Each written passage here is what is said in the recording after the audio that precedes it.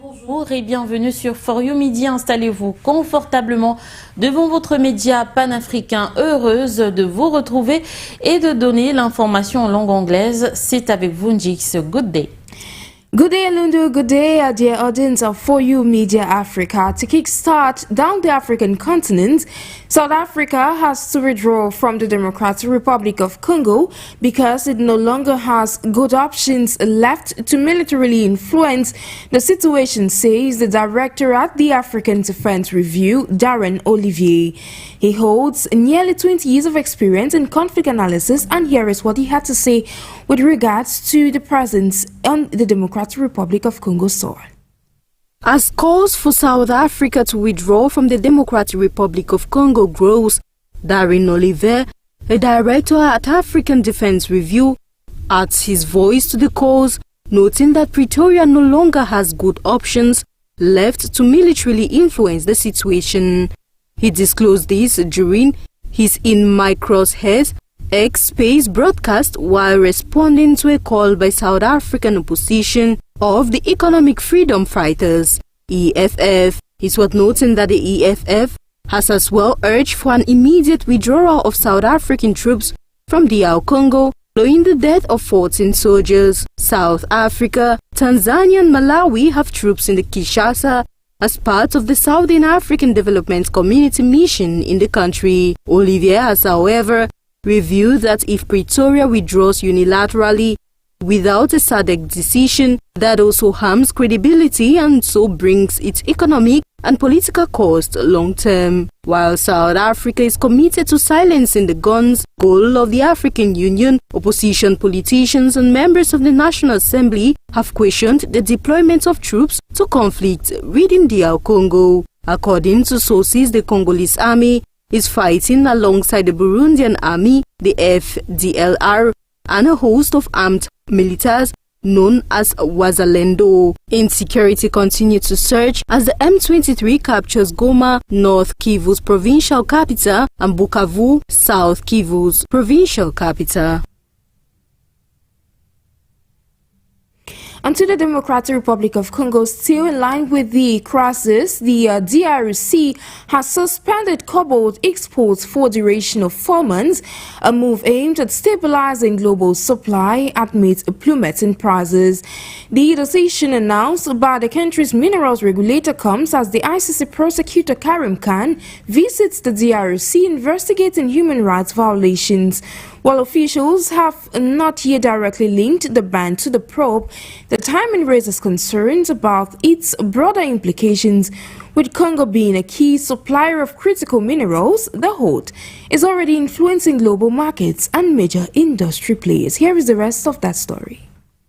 The Democratic Republic of Congo DRC, the world's leading producer of cobalt, has announced a 4-month suspension on the metal's exports.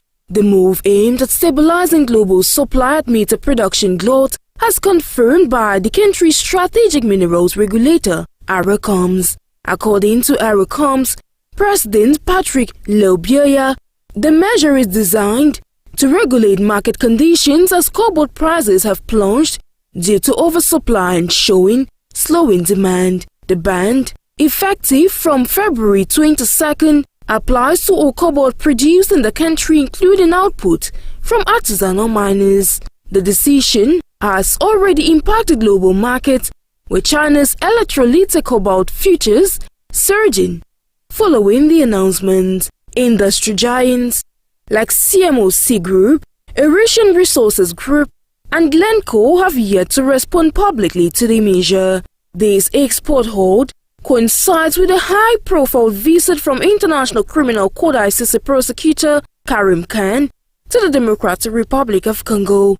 While the government has not explicitly linked the ban to his presence, Khan's visit focuses on human rights concerns, mostly in North Kivu since January 2022, following an open investigation opened in October last year, including issues tied to the country's mining sector, where reports of labor exploitation and environmental violations have long drawn scrutiny. In line with these investigations, his office plans to support the creation of a special tribunal in the DRC, all in a bid to address the issues in the eastern part of the country. As the world's second largest copper producer, Congo remains central to the global supply chain for critical minerals used in electric cars or vehicles and mobile technology.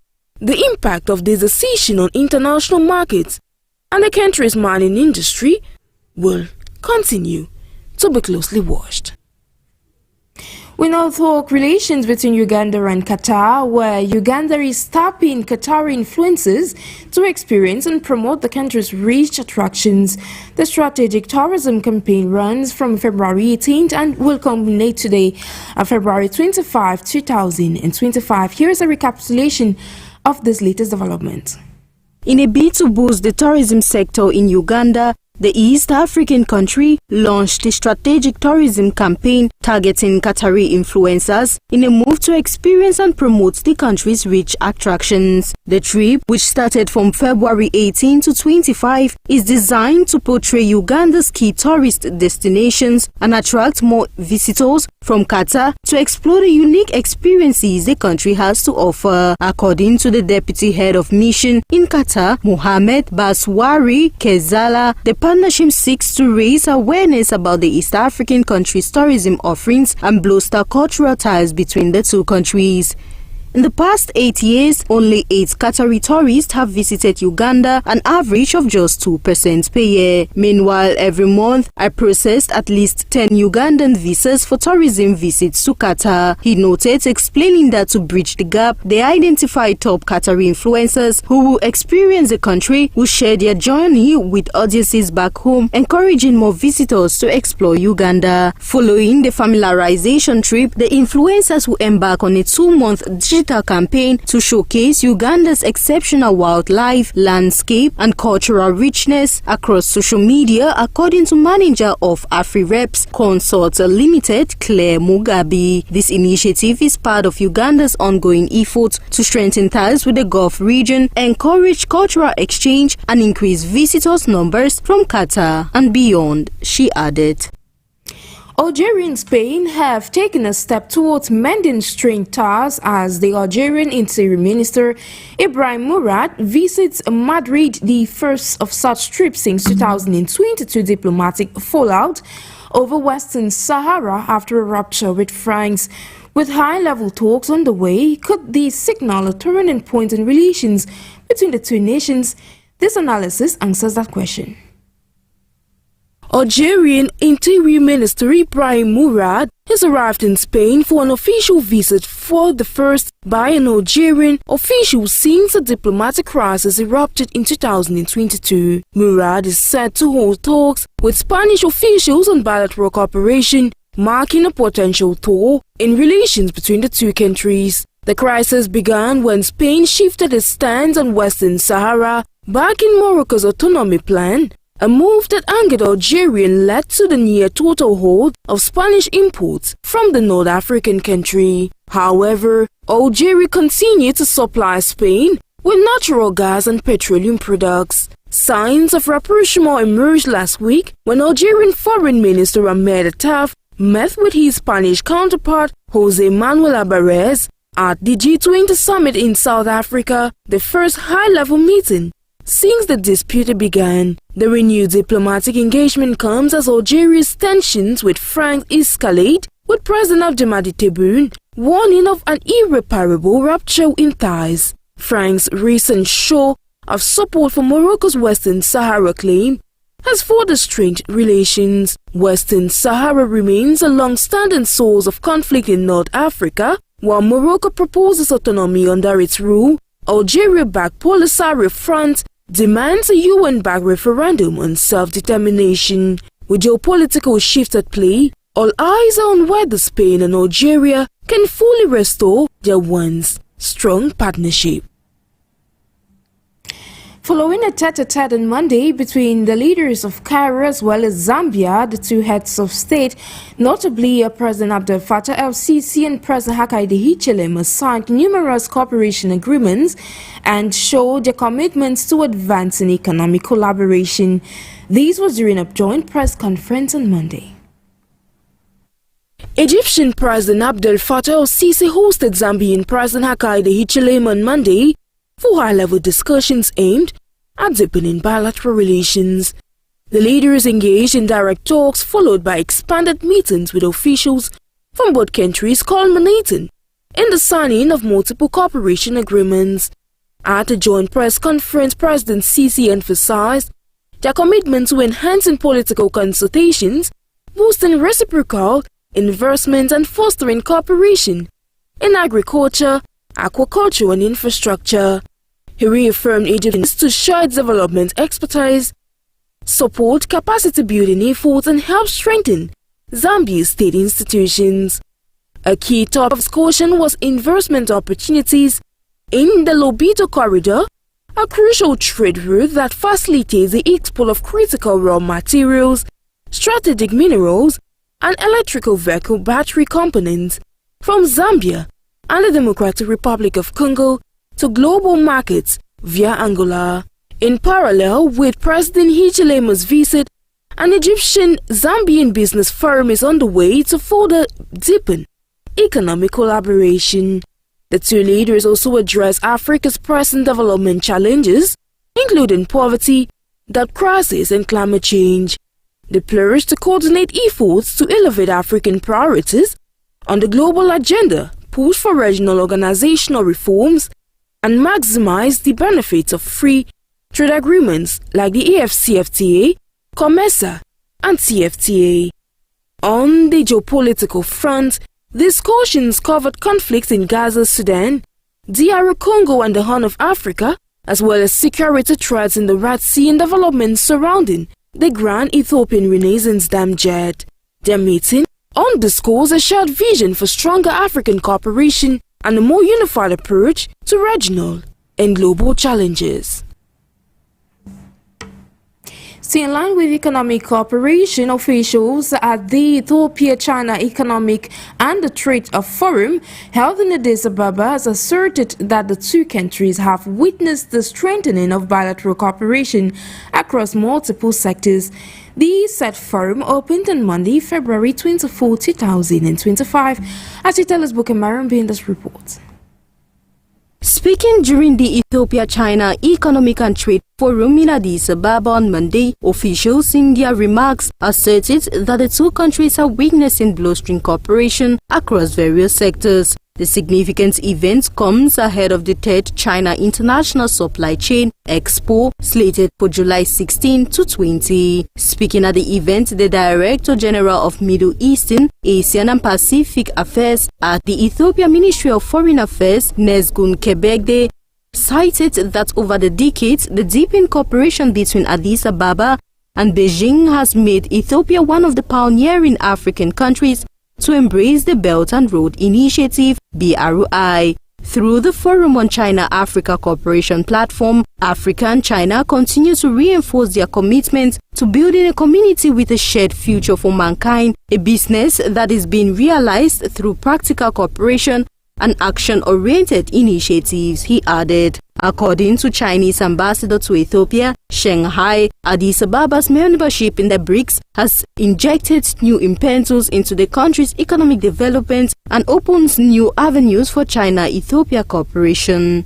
Ethiopia has played a significant role in promoting the BRI, says Zheng Jiangyang, the vice chairman of the China Council for the Promotion of International Trade, as he added that Beijing is willing to continue strengthening its policy trimming with Ethiopia. According to Ethiopian Investment Commission Commissioner Zeleke Temesgen, China has been Ethiopia's key development partner, adding that Ethiopia is one of Africa's most promising investment destinations, that Chinese companies need to take advantage of their hometown economic reforms. Also speaking at the forum as the keynote speaker, State Minister of Trade and Regional Integration Yasmin Hoya Brebi called on the participants to strive towards further deepening business and investment ties, as well as exploring new avenues of economic cooperation.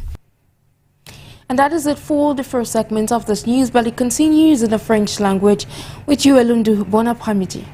Thank you so much, Njix. Mesdames et messieurs, alors qu'il est 11h18 à Maputo, 12h18 à Niamey, nous démarrons le tour de l'actualité par ce communiqué qui nous vient de la RDC. Suspension temporaire de l'exportation du cobalt de la République démocratique du Congo, c'est le communiqué numéro 2025/001. Considérant que la stabilisation du marché du cobalt nécessite l'adoption d'une mesure temporaire de suspension des exportations afin de faire face à la surabondance de l'offre sur le marché international, il est porté à la connaissance des opérateurs du secteur minier que, en date du 22 février 2025, le Conseil d'administration de l'Autorité de régulation et de contrôle des marchés des substances minérales stratégiques, ARECOMS en sigle, a pris d'importantes mesures réglementaires dont les extraits ci-après constituent la quintessence. 1. La suspension temporaire pour une durée de 4 mois à compter de l'entrée en vigueur de la présente décision de toute exportation du cobalt de la République démocratique du Congo issue de l'exploitation minière, qu'elle soit industrielle, semi-industrielle, à petite échelle ou de petites mines ou artisanales. 2. Une évaluation de cette mesure dans les 3 mois à l'issue de laquelle une nouvelle décision pourra, s'il y a lieu, modifier ou mettre fin à cette mesure de suspension temporaire. La présente décision entre en vigueur à la date de sa signature, fait à Kinshasa le 22 février 2025. C'est signé Mpoyi Louabeya Patrick, président du conseil d'administration. Et après ce communiqué, et toujours sur la question de l'exploitation des ressources minières en RDC, la République démocratique du Congo fait un appel aux entreprises américaines à venir investir dans son territoire. Dans une interview qu'il a accordée au New York Times samedi, Félix Tshisekedi a laissé entendre qu'il cherche à conclure un accord minier avec les États-Unis. Plus de détails avec vous, Fonnoira. Alors que le groupe rebelle du M23 ne cesse de gagner du terrain dans l'est de la République démocratique du Congo, riche en minerais, le président congolais Félix Tshisekedi cherche à conclure un accord minier avec les États-Unis. Dans une interview qu'il a accordée samedi au New York Times, Félix Tshisekedi a proposé aux États-Unis et à l'Europe de participer aux vastes richesses minières de son pays, un secteur actuellement dominé par la Chine. Considérant la RDC comme l'un des pays les plus riches au monde en termes de ressources naturelles, le journal américain indique que Tshisekedi semblait désirer d'en tirer parti pour tenter de gérer le conflit dans l'Est. Il a placé ses espoirs dans la pression occidentale contre le Rwanda, estimant que des investissements majeurs au Congo, y compris un éventuel accord minier, apporteraient à son pays beaucoup plus de sécurité et de stabilité. Dans ses colonnes, le New York Times fait savoir que le président Tshisekedi a fait la déclaration selon laquelle l'administration Trump a déjà manifesté son intérêt pour un accord qui pourrait garantir un approvisionnement en minerais stratégiques directement depuis le Congo. Il a également vanté les investissements dans de grands projets congolais, notamment un méga-barrage qui, s'il était achevé, deviendrait la plus grande centrale hydroélectrique du monde. Dimanche sur X, le porte-parole du président congolais Tina Salama a parlé d'une invite aux entreprises américaines de traiter avec les autorités congolaises. Le président Félix Tshisekedi invite plutôt les USA, dont les entreprises s'approvisionnent en matières premières stratégiques auprès du Rwanda, qui les pille en massacrant nos populations, de venir directement les acheter chez nous, qui en sont de véritables propriétaires. Il n'y a pas que les Américains, c'est aussi proposé aux Européens et à tous les receleurs de nos ressources qui s'approvisionnent à partir du Rwanda. Tina Salama a relevé que Tshisekedi a en primeur proposé aux Américains cet accord parce que grâce à l'administration Donald Trump, ce qui était caché et entretenu depuis 30 ans vient d'être révélé. Selon l'agence congolaise de presse ACP, Tina Salama réagissait à la rumeur d'un deal mine contre paix nouvellement conclu entre la RDC et les États-Unis d'Amérique. Notons néanmoins que cette sortie de Félix Tshisekedi dans les colonnes du New York Times nous donne à croire que le président de la RDC veut déjà employer de gros moyens pour sortir son pays de la crise. En rappel, toujours samedi, il a invité le peuple congolais à une unité nationale avec possibilité de formation d'un gouvernement d'union nationale. Merci à vous, Fonwara. Après la RDC, parlons à présent du Nigeria, du Bénin et des Pays-Bas. Les Pays-Bas qui vont restituer au Nigeria 113 statuettes de bronze volées en 1897 par les soldats britanniques au peuple Edo dans l'ancien royaume du Bénin situé aujourd'hui au Nigeria. L'annonce fait suite à un accord signé entre les autorités néerlandaises et le directeur de la Commission nationale nigériane des musées et monuments. Les premiers bronzes devraient arriver avant la fin de l'année à Lagos. Davantage avec vous, Jifoto. Après la France et l'Allemagne, c'est au tour des Pays-Bas de signer avec le Nigeria un accord permettant le retour des statuettes ancestrales. Ainsi, Amsterdam va rendre à Abuja son 13 bronze du Bénin. L'information a été annoncée par le musée World Museum de Leyde, où étaient conservés ces trésors du patrimoine culturel nigérian. D'après le ministre néerlandais de la Culture, cette restitution contribue à réparer une injustice historique qui est encore ressentie aujourd'hui. Nous espérons que ce sera un bon exemple pour d'autres pays dans le monde, a ajouté pour sa part Olubile Olowe, directeur général de la Commission nationale nigériane pour les musées et les monuments. Une pique à peine voilée contre la Grande-Bretagne. En effet, les bronzes du Bénin, œuvres d'art en laiton conservées dans le palais de l'ancien royaume du Bénin, territoire du peuple Edo, situé au Nigeria, ont été dérobés en 1897 par les Britanniques durant la colonisation. Les deux plus grandes collections de bronze du Bénin se trouvent au musée ethnologique de Berlin et au British Museum de Londres. Le Nigeria, pays d'origine de ces œuvres, n'affichait que la troisième plus grande collection de bronze du Bénin. En 2022, l'Allemagne a restitué 20 bronzes sur les 440 que détenaient ces musées au Nigeria. La Grande-Bretagne s'oppose à une quelconque restitution. Le British Museum tente de justifier ce point de vue en avançant qu'une loi de 1963 interdit au musée de restituer les trésors. Plus de 900 objets de l'ancien royaume du Bénin sont toujours à Londres, dans les collections du British Museum.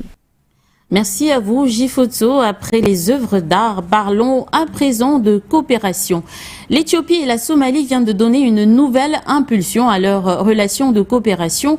Après la déclaration d'Ankara au mois de décembre 2024, les deux pays ont convenu sur le plan militaire d'élaborer un accord sur le statut des forces, en abrégé SOFA, pour l'ensemble des unités bilatérales opérant en Somalie. Cet accord a été signé suite à la rencontre entre le Premier ministre éthiopien Abiy Ahmed et le président Hassan Sheikh Mohamud. Les détails dans cet élément. L'annonce a été faite par Fana Broadcasting, une société de médias publics éthiopienne.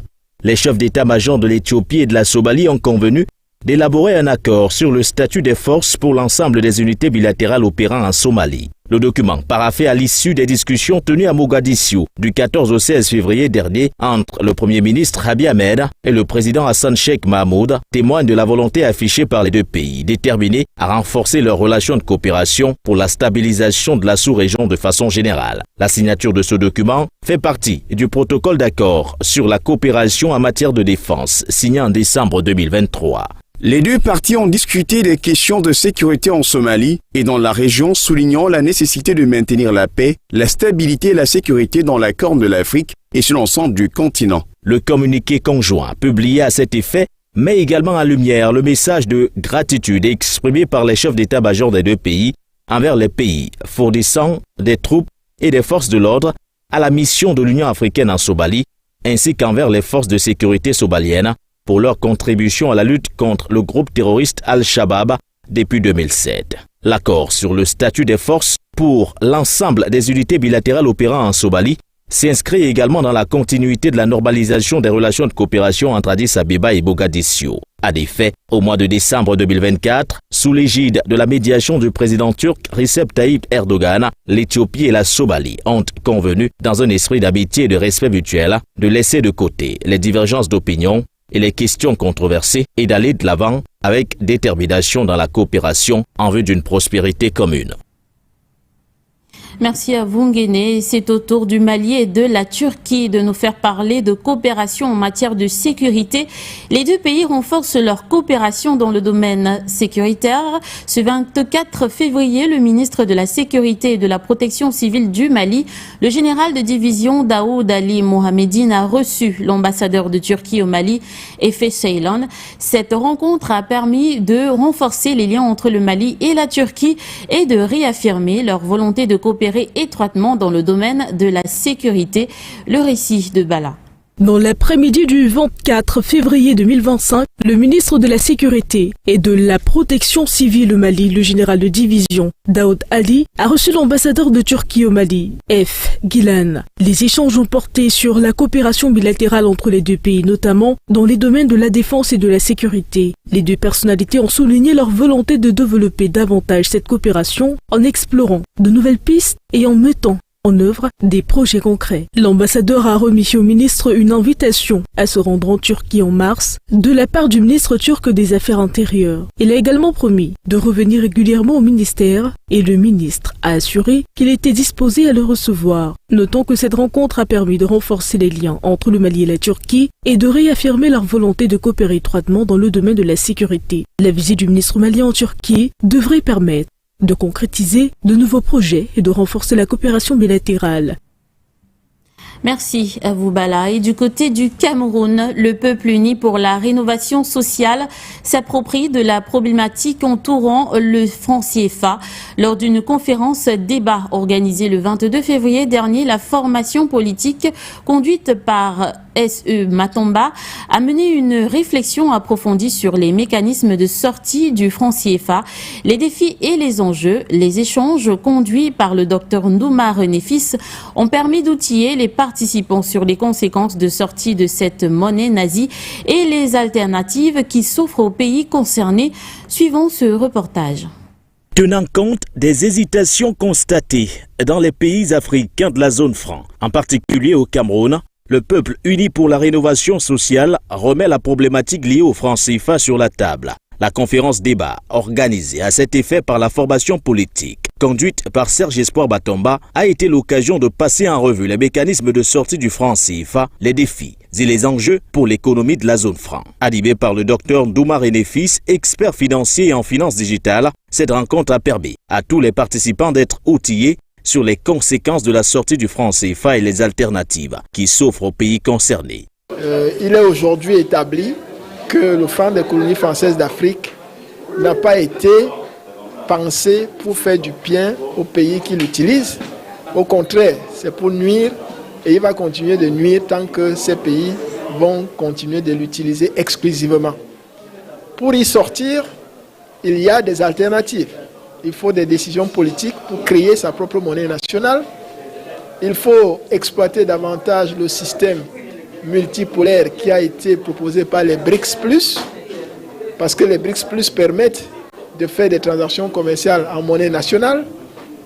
Il faut exploiter le développement et l'acceptation des crypto-monnaies, notamment le Bitcoin et le système de Bitcoin, qui permettent donc de fragiliser un peu, n'est-ce pas, la circulation monétaire du franc des colonies françaises d'Afrique.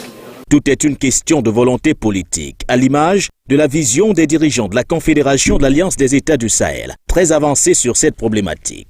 Le PURS s'approprie d'un combat, étape majeure pour la souveraineté économique du Cameroun.